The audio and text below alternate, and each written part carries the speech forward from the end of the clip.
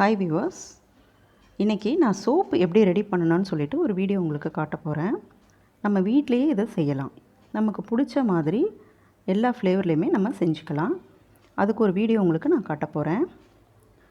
First soap base எடுத்துக்கோங்க. அதை double boiling மெத்தடில் ஹீட் பண்ண போகிறேன். அதுக்கு என்ன பண்ணணுன்னா, ஒரு பாத்திரத்தில் தண்ணி எடுத்துக்கோங்க.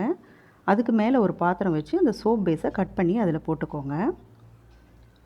அது நல்லா மெல்ட் ஆகிற வரைக்கும் விடுங்க. அது அப்படியே அது நல்லா லிக்விட் ஃபார்முக்கு கரைஞ்சி வரணும். ஒரு ஸ்பூன் வச்சு நல்லா கிளறி விட்டுக்கோங்க. கொஞ்ச நேரம் வெயிட் பண்ணுங்கள். ஒரு 10 மினிட்ஸ் வெயிட் பண்ணுங்கள். அது ரெடி ஆகிடும்.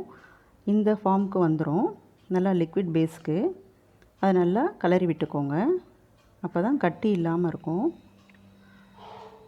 இந்த அளவுக்கு வரணும். நல்லா தண்ணி பதத்துக்கு வரணும். அப்புறம் ஸ்டவ்வை ஆஃப் பண்ணிவிட்டு அதை கீழே எடுத்து வச்சுருங்க. கீழே எடுத்து வச்சுட்டு நல்லா கிளறி விடுங்க. இன்றைக்கி இது கூட நான் தக்காளி சாறை ஆட் பண்ண போகிறேன். மிக்சியில் அரைச்சி எடுத்துருக்கேன். அதை தேவையான அளவுக்கு ஆட் பண்ணிக்கோங்க.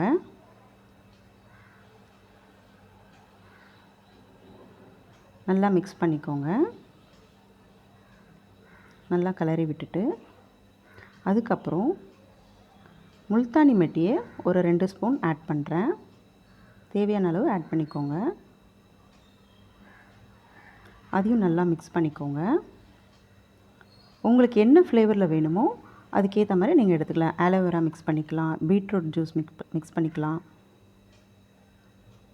லெமன் தேவைன்னா கூட ஆட் பண்ணிக்கலாம். ஆனால் லெமன் சென்சிட்டிவ் ஸ்கின் இருக்கிறவங்க அவாய்ட் பண்ணிவிடுங்க. மற்ற எல்லோரும் யூஸ் பண்ணலாம். நல்லா கலந்து விட்டுக்கோங்க. நல்லா கலந்த பிறகு இந்த ஃபார்முக்கு வரணும். நான் இன்றைக்கி தக்காளியும் முல்தானி மெட்டியும் மிக்ஸ் பண்ணியிருக்கேன். நல்லா கலந்து விட்டுக்கோங்க.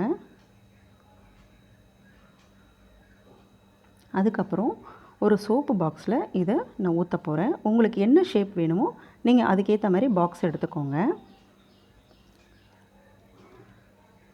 அதில் மாற்றி அதை நல்லா ஆற வச்சிடுங்க.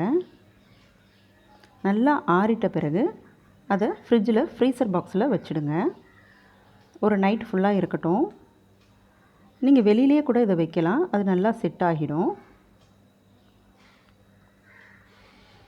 இப்போ எப்படி சோப் வந்திருக்குன்னு பாருங்கள். காலையில் எடுத்து உங்களுக்கு காட்டுறேன்.